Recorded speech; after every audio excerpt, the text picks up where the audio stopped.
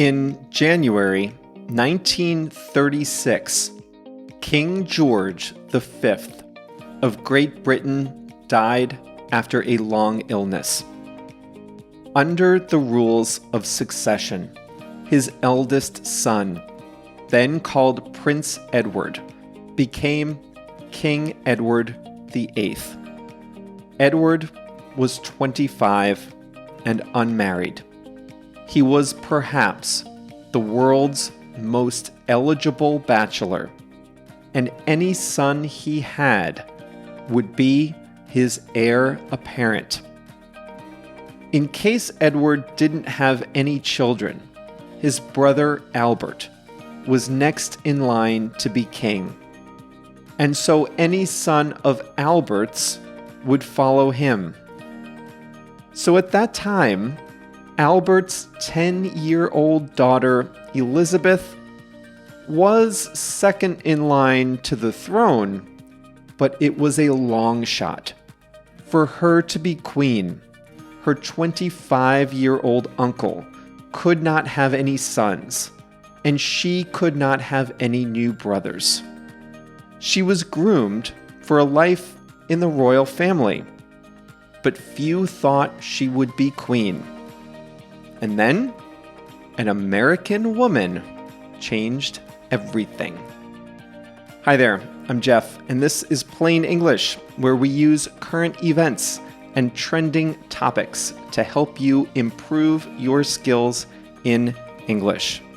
Every Monday and Thursday, we talk about what's going on in the world, and I show you how to use an English expression.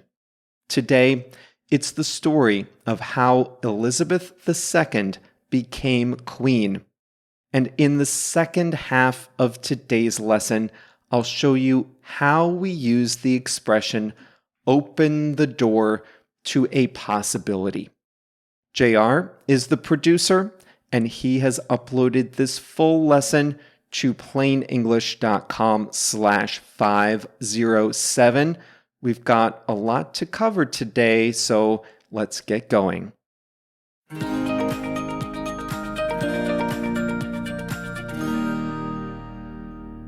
When King Edward III took the throne in January 1936, he was 25 and single. For centuries, royals married other royals.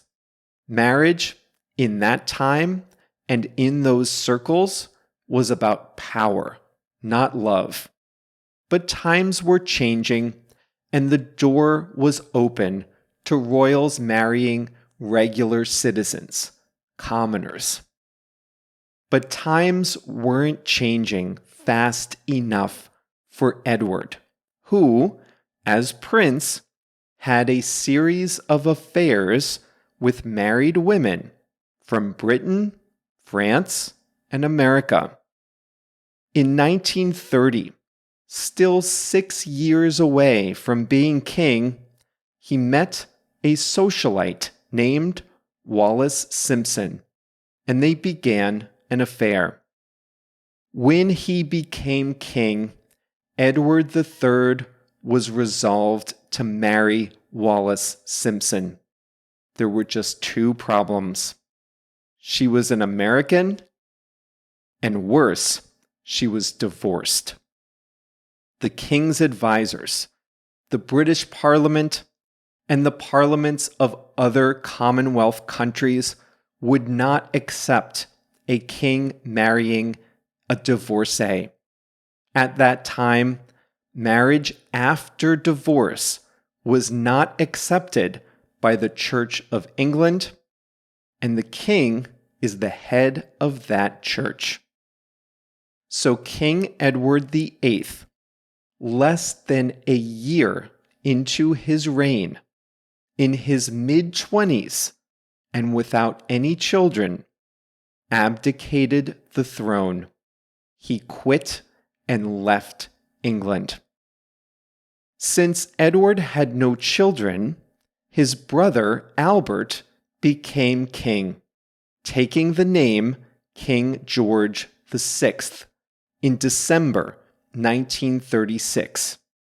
The new king had no sons, but he did have two daughters, Princess Elizabeth and her younger sister Margaret. After her uncle's stunning abdication, the 11-year-old Elizabeth was next in line to be monarch. She said she immediately started praying for a brother. Even then, it was not guaranteed that she would become queen. Her mother was still of childbearing age. If her mother had given birth to a son, then the son would have jumped the line. But the marriage did not produce any other children. Young Elizabeth's education went into high gear.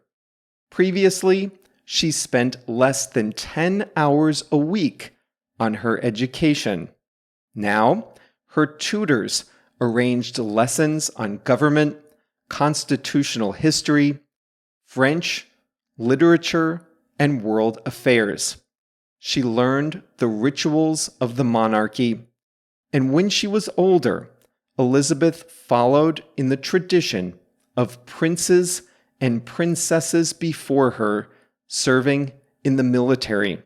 She learned to drive and to maintain military vehicles. As Princess Elizabeth grew into adulthood, it was clear that she would, someday, be queen. And that day came on February 6, 1952. King George VI died in his sleep. He was only 56. On a cold and wet London morning, the BBC reported that the king had died. But Elizabeth, now the queen, still didn't know.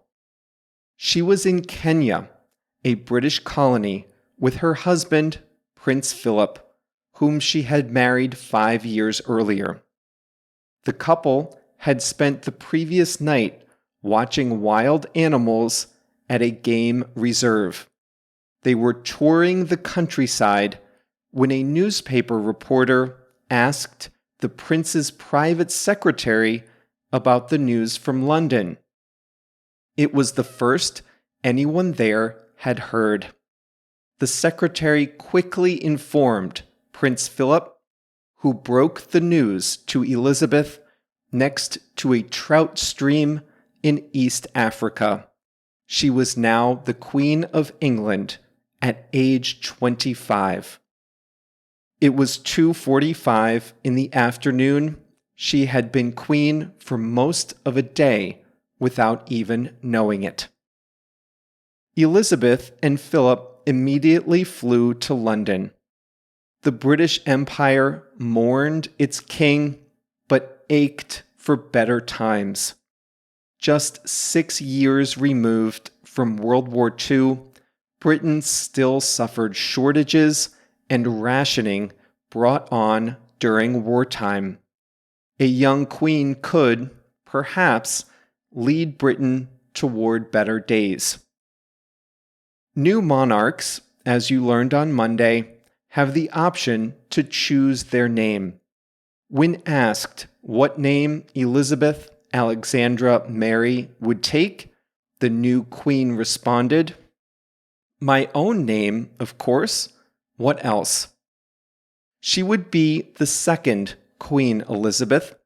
The first Queen Elizabeth also took the throne at age 25. She ruled 400 years earlier and presided over a golden age in English history. During the Elizabethan age, as it is commonly known, Shakespeare wrote plays, people embraced Protestantism, and the English Navy explored the world. Winston Churchill, Britain's wartime hero, was Prime Minister for a second time when King George VI died. He was quick to announce a second Elizabethan age. The term was a stretch. It captured the optimism, but not necessarily the reality of the day. When Queen Elizabeth II acceded to the throne, Britain's economy was threadbare. Its people used rationing coupons to buy their limited meat allowance. Its colonies clamored for independence, and it was clearer than ever that Britain, once the world's military superpower, was taking a backseat to America. So for all the optimism over a young queen, it was not at all clear what this second Elizabethan age would be like. It seemed improbable at the time, but one BBC journalist got it exactly right when he said this about the new queen. No more devoted or courageous person could carry on the monarchy, which is the lasting strength of Britain and the wonder and envy of a large part of the world.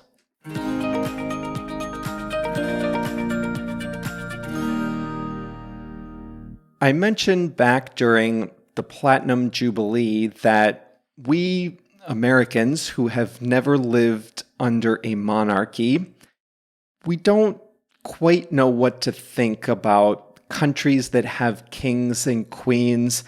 We enjoy the pageantry, the ceremony, the family dramas, but I don't think many of us think about what a king or queen of a constitutional monarchy can actually do, what they can contribute in the year 2022.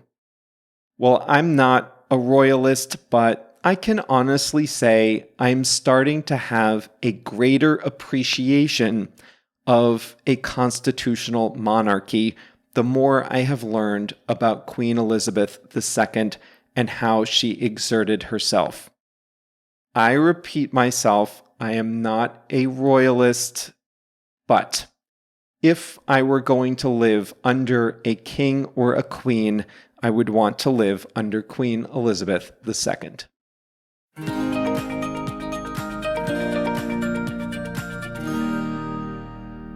Today's expression is a metaphor. We're going to talk about opening the door to something. When you signal that something new is now possible, you open the door to that new idea or that new possibility. It really does help to think about this in terms of a door being open or closed. Imagine that you want to do something, but it's completely impossible. The door is closed. But if that thing then becomes possible, the door starts to open a little. So let's pretend that you want to work from home permanently. Your boss hates the idea. She wants you in the office every day. The door is closed to the possibility of working from home every day. That's your company's policy, and you have to accept it. The door is closed. But now imagine you get a new boss, and he comes in from another company.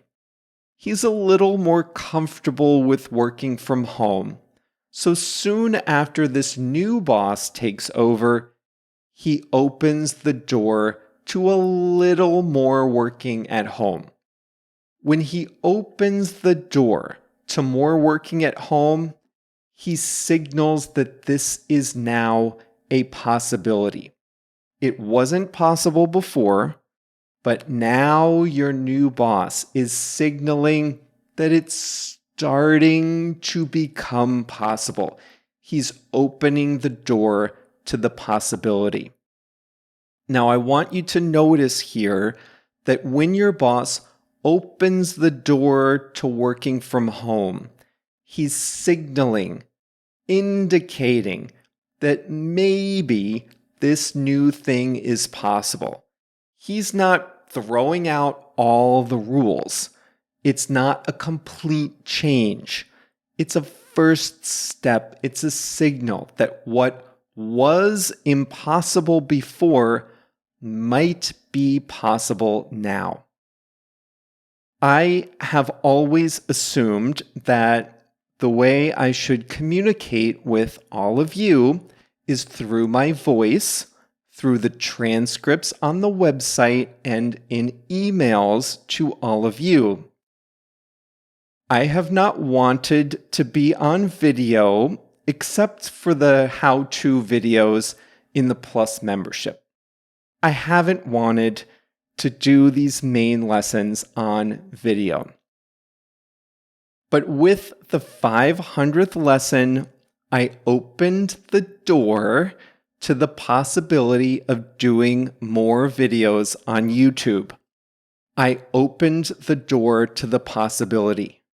I created a YouTube account. That was the first thing. Look, without a YouTube account, the door was closed. So then we streamed lesson 500 on YouTube.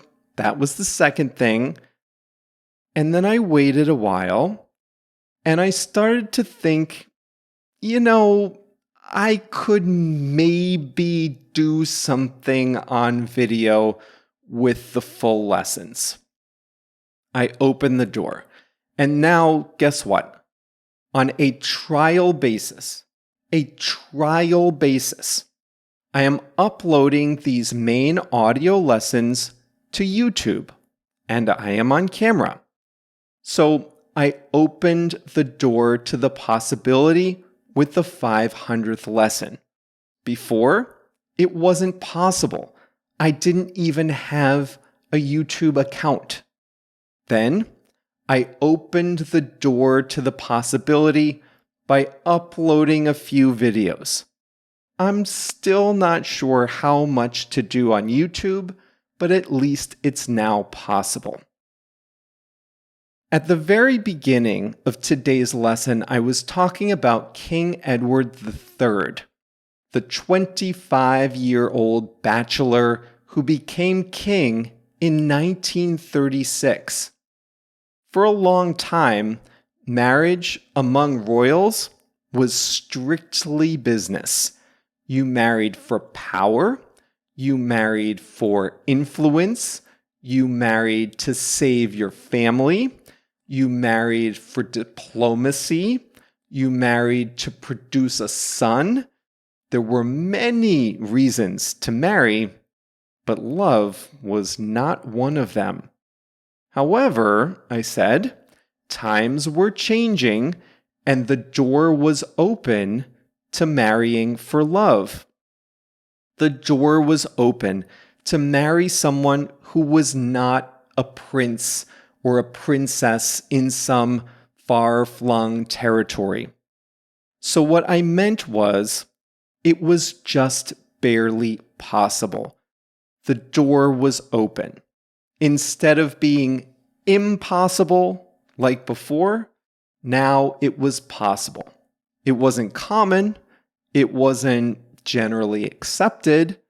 It wasn't seen as normal, but at least it was possible. Well, you heard the rest of the story. King Edward III chose an American divorcee as his partner, and the door was not open to marrying a divorced American. Pity Edward III, right? Well, times have changed even more, and the door is now open for royals to marry divorcees from across the Atlantic.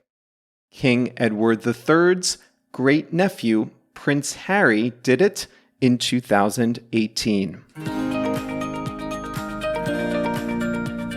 JR's Song of the Week is called Fool for Love by Lord Huron.